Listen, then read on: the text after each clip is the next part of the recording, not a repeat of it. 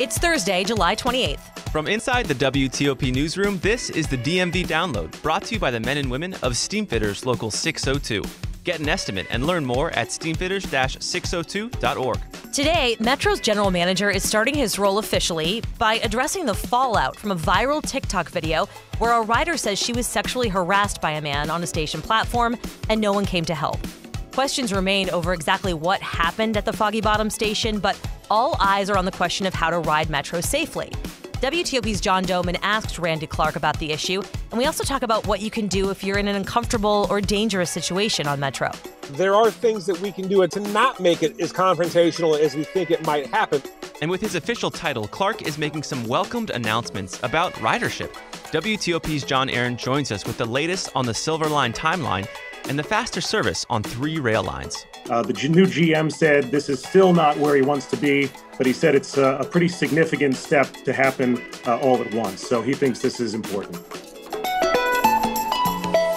Thanks for joining us. I'm Megan Cloherty. And I'm Luke Garrett. What you're about to hear is emotional sound from a woman who posted on social media about being sexually harassed waiting for a Metro train. I'm making this TikTok because I had a really horrible experience on the DC Metro. In a video that's gone viral, 21-year-old Helen Multeney sheds tears as she says she was harassed at Foggy Bottom Metro Station Tuesday afternoon. He made threats to rape me and told me to come sit on his lap. And at the time, there were maybe 20 other people within a 20-foot radius. And no one did anything. There are questions being raised about the situation that Multeney described, and Metro is planning to release video this afternoon from the platform, which might shed more light on the situation. But there are also a couple components to add to this. And of course, I don't mean to minimize her experience. Even Multeney says herself that people have had much more dangerous experiences on Metro that we've reported on, including assaults and deaths due to safety issues. But the question still stands, what do you do if you feel unsafe on Metro? And what's the transit agency doing to ensure that passengers are safe? WTOP's John Doman asked some of these questions to the new general manager, Randy Clark. And John joins us now to talk about all this stuff. John, thanks for being here. Hi there.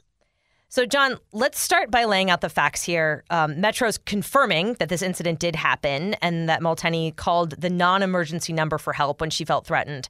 What else did Clark say about the incident, if anything?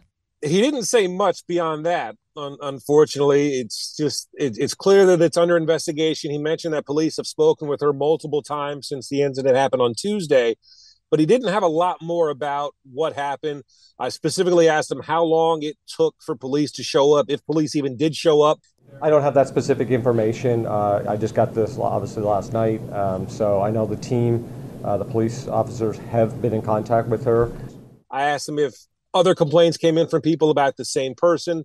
That was something that Metro didn't have. She said that she has heard from a couple of people who think that the same person may have harassed them that day.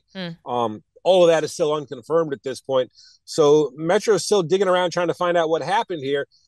More to their point, they seem to realize that what happened is certainly a problem, though, that people need to feel safe on the system, especially as they try to lure more riders back. But they also said that this is just sort of a greater problem with society in general, that the issues that you're seeing just on city streets do spill over into Metro, since Metro is part of that community. And that this is going to be something that's bigger than just Metro. You can't just expect Metro to clean this up. That type of behavior that she described is completely unacceptable, not just in Metro, but society.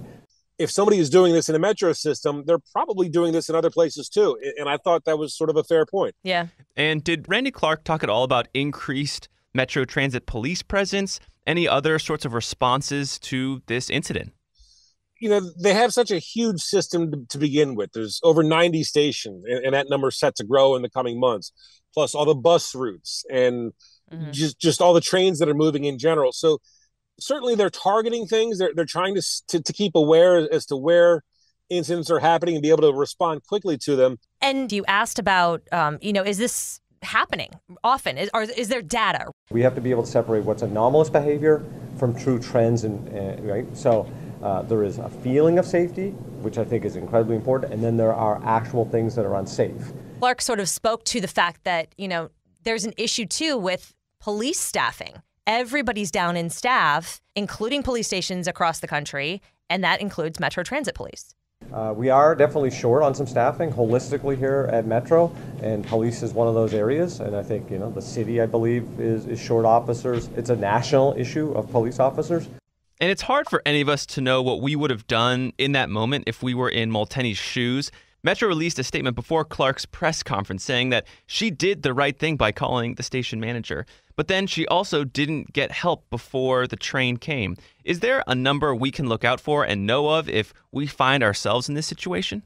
There's a couple of them. And if you can find the Metro non-emergency number, you can do that through if you have the Smart Trip app on your phone, that's one way you can get in touch with Metro. I mean, at a certain point, you have to feel ready to call 911 too. Obviously, she wasn't physically accosted here, but she made clear that she felt that she was in physical danger and that she was sort of overwhelmed by the size of this person who was harassing her. He certainly wants you to call as many people as you can in terms of just get the help. Go to the station manager, go to police, respond and report it, and try to get the resources there that can handle the situation as quickly as possible. Yeah, I don't know in an emergency situation if I would turn to an app necessarily, but they also Metro has the CSay app that you can download as well, which Clark mentioned is a resource. One of the things that seemed to upset Multeney the most was the fact that no one else that was standing on the platform, she says, was offering to help her. And she spoke with WTOP saying, that really bothered her that there was no one else jumping in to help. I don't really know what to make of it. I know that the bystander effect is a very real thing. I don't think I realized just how real it was until this happened to me. And it really gets to kind of the moral question, right, of when you step in to help. It is worth considering, though, a couple things in this scenario. Bystander apathy, bystander effect is a real thing. I mean, it's a sociological concept that people are less likely to help a victim when there are other people around. And then you've also got, John, the physical space of a platform, right? You're kind of condensed in there. Your only ways out are kind of slower ways, right? The escalator or an elevator where someone could theoretically follow you. You have the train tracks on either side. It's not like you're going to go that way.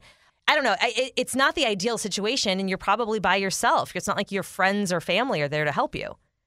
And I think naturally we're oftentimes inclined to run away from risk, the flight or fight thing. Yeah.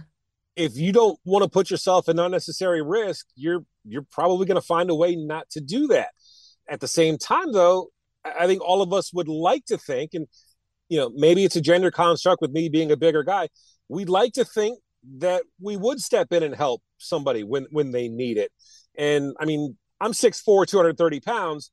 I'm generally bigger than most people. When the situation arises, there have been times where I've stood in the way, sort of gotten in between two people that were in an uncomfortable situation and tried to diffuse things. Said, look, this can't continue. Let's end the problem right now. Right. But when you've got somebody who people think may have been drinking, who have been acting belligerent, you don't know what else, if they're on other substances or anything.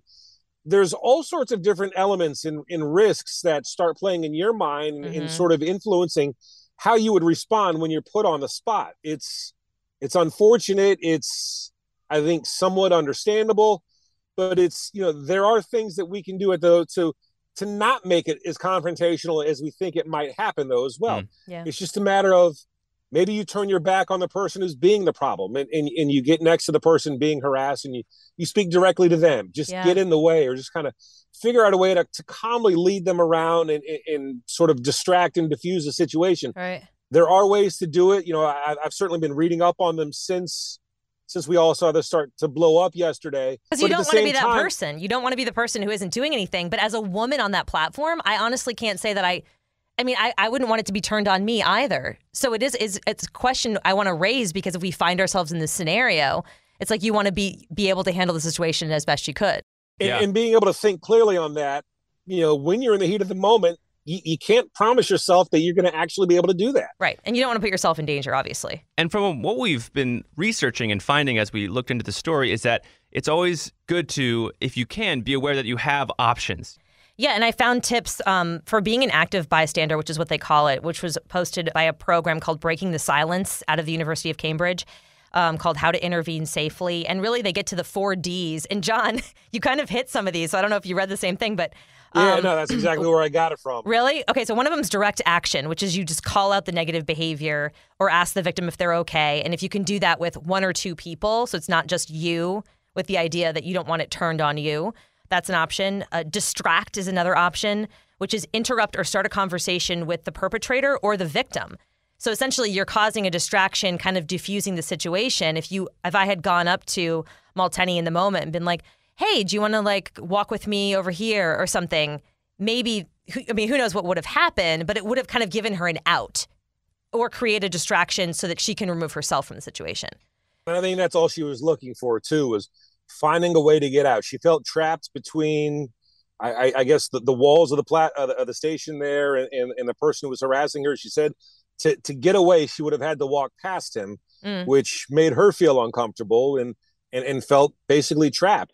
And so if there's a way to sort of help her get out of that situation, that's all she was looking for, from what it sounds like. Yeah.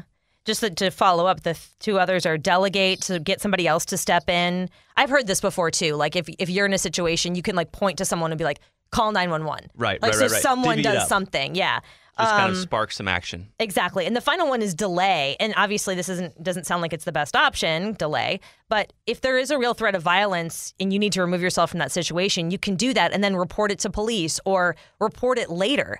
So it is supporting that person who was in that situation later. If we had a bunch of videos of this incident, or if police had heard from other people who were on that platform, it does substantiate more what happened and the experience she was in.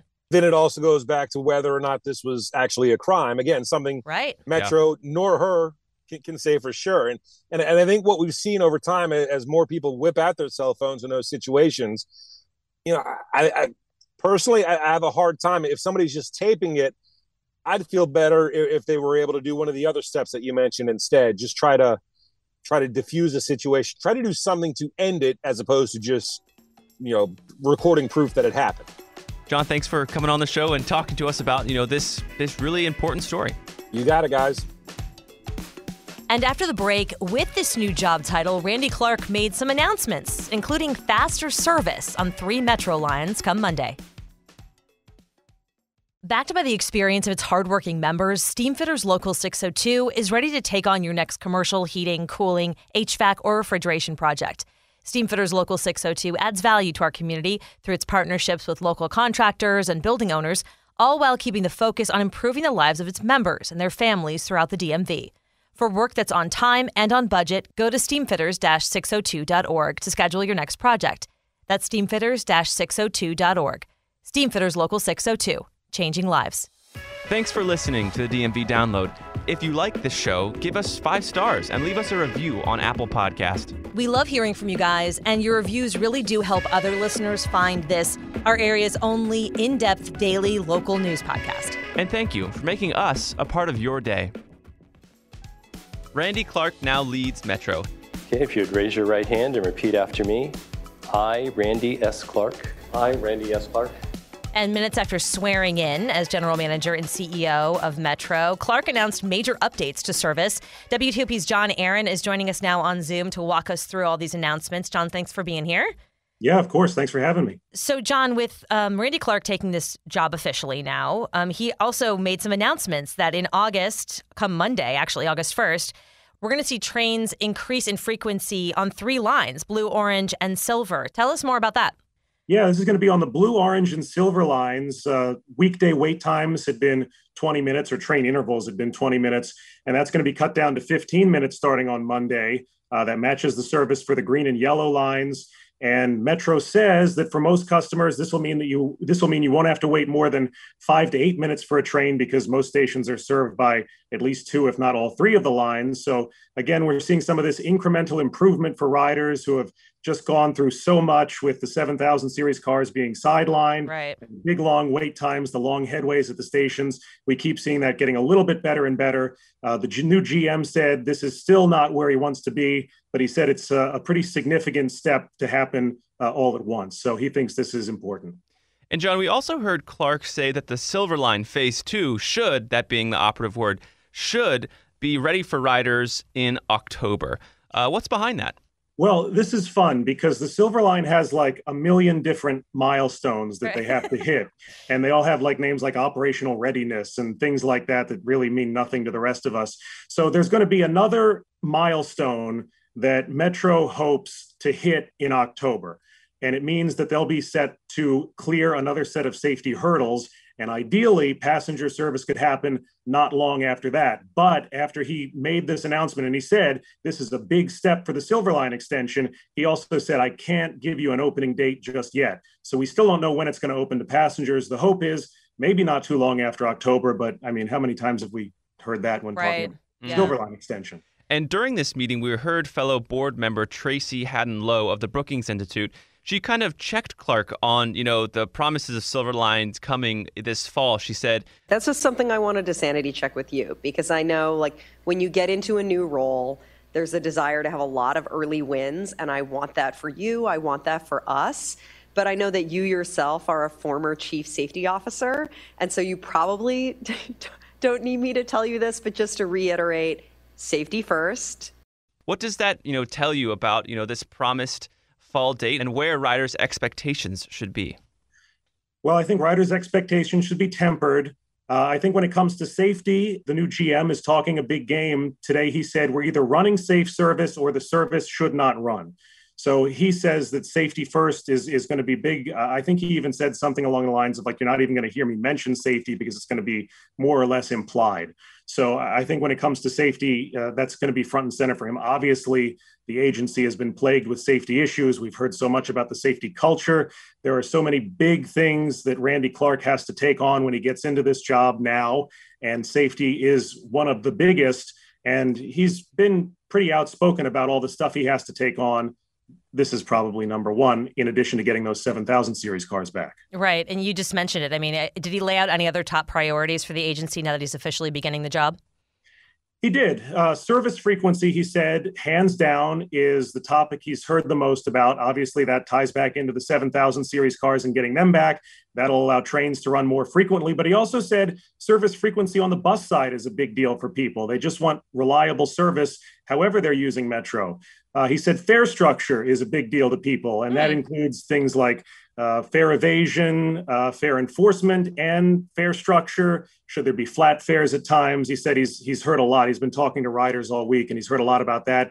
And then the last big one that he mentioned was customer communication. He said whether it's a big incident or just a regular update, Metro riders want to be informed, so they're going to work on doing that better. Yeah, I remember him saying that it was a complicated onion. That was kind of an analogy he used to describe like the fare updates. And can you talk at all to kind of just the vibe and the feeling in the room? Metro has been faced with so many challenges. Did you get the sense that the board has hope in Randy Clark? They do. There was a lot of optimism on display today. And the GM is a very polished and media-savvy guy, it seems like. He was out making his rounds this week. He made sure to be seen at the stations, riding the system. And he hit all the buzzwords today. He confronted the problems head on. He talked about the 7,000 series cars. He talked about safety. It seems like he understands exactly what he needs to do. Obviously, we'll see in the weeks and months and years to come if he can actually make those hard changes, because we've obviously heard other leaders talk about these kinds of things before, and they haven't really been able to move the needle. So we'll see. But he seems like an energetic and a savvy guy. I know the cynical part of me is like, could they have started these trains a little earlier than August 1st, but now he has this announcement to make? You know what I mean? Like, it is an important thing to have wins, so hopefully he gets more of them. John Aaron joining us and telling us what's new with Metro as an ongoing story that we continue to follow. Thanks for your time. Of course, it's not a DMV download without a cynical point from Megan. It's so true. Thanks, John. And before we go, we're going to dip into one of my favorite hobbies. Oh my, this is wide open. I don't know what you're about to say. So this is what I do most days, is I go on my phone and I pull up the Craigslist app and I click on the free stuff section. A literal gold mine, let me tell you. So wait, are you looking for anything in particular, or you just want to see what's posted? I just love to see what people have to share for free, basically. So I just pulled it up right now. And right now, I see a beautiful fire pit for free. You can just go up there and pick it up. If you want a beautiful fire pit. Yeah, there's no rust. There's some coals in the bottom of it, so you're getting free coal and stuff. But it's just there. It's in Northern Virginia, posted 24 minutes ago. Okay. I keep scrolling. a slip and slide for the kids. Wait, just I there kind of want for that. free. I know, right? Now, obviously, you have to be kind of careful with Craigslist. You got to suss it out. Kind of careful? Definitely be careful. You want to email. Speaking of danger. Call on the phone, use a, coded phone number if you want. Yeah, meet in a public place, Meet all in that a public stuff. place, Yeah, right. have a friend come with you. But I'm telling you, there's a bounty on Craigslist. Wait a minute. Have you gotten something off of Craigslist for free before? Oh, yes. Oh, one of my favorite items. It is an 8-foot by 4-foot map of this entire region. It's a map of Virginia, Maryland, Delaware, and D.C., of course. 8 feet? Yeah, 8 feet by 4. And so I got this beautiful map. In Logan Circle, there's this family that was just, moving, and they had all this awesome, cool, cartography stuff. It was so sick. Cool. Yeah, and then I went to Home Depot, got some plywood. Got all crafty. Yeah, put it up on the plywood. It is now mounted on my that's living cool. room wall. Yeah, so there's tons of awesome free stuff out there. I did not know this was a hobby of yours. Yeah. The problem is, though, you have to jump on it immediately, Yes, basically, you have to right? be on it. That's why I just kind of do it, before I go to Twitter, Instagram, or TikTok. My favorite social media is Craigslist. Check it out, friends. There you go. So if you want to lure Luke Garrett to your house, no, I'm just teasing. Post something really cool. No. Well, that's interesting. I have never done that, so maybe I'll pick up the hobby as well. Yeah, with caution, but it works. All right. And that'll do it for us today on the DMV Download. We are sponsored by Steamfitters Local 602. Our managing editor is Craig Schwab, and our music is by Real World. And give us a review and rate our show when you get the chance. And while you're at it, subscribe so you never miss a show. You can also follow us on social media where we post content every day.